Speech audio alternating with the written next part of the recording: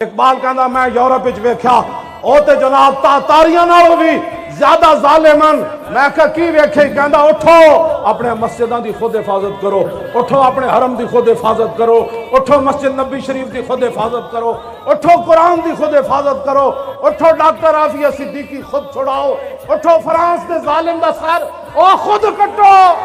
دنیا تے کفر نے اسلام مسلماناں نوں لتاڑ کے رکھ دیتا۔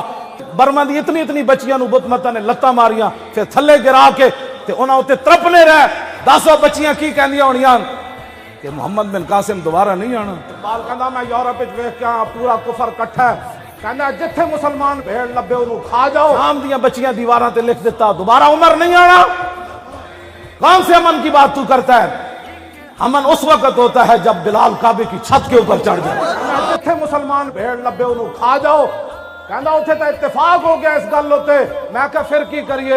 کہنا لگا اٹھو اپنی بات خود کرو، کفن چوراں کولو تانوں کی امید ہے؟ عراق دے کے، افغانستان دے کے، یمن دے کے، شام دے کے، اردن دے کے، مصر دے کے، بوسنیا دے کے، کشمیر دے کے، اور 10 کیڑے امن دیاں تو گلاں کرنا؟ کہندا جلیا اقوام متحدہ چ اے گل ہوندی، مکر تے فریب ہوندا، اقوام متحدہ مودی تے ٹرمپ بیٹھ کے کہندے میں افغانستان نو نپ لیندا، تو کشمیر نو نپ لے۔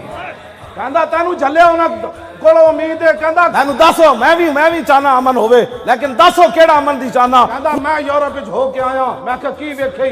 کہندا اوتھے اتنے فتنے سوچے جاندے نے اسلام تے مسلماناں دے خلاف جڑے لکھن وچ تے نہیں آندے، لیکن وہ فتنے جدوں ظاہر ہوندے تے پوری دنیا تباہ تے برباد ہو جاندی ہے۔ کرنے کا میں کمزور ہوں نا، میرا ہاتھ تلوار اسلام کی نہیں اٹھا سکتا، تو میرے جب اس دل کو یہ تو نہیں حق پہنچتا کہ وہ رسول اللہ کی تلواروں کی نفی کر دے۔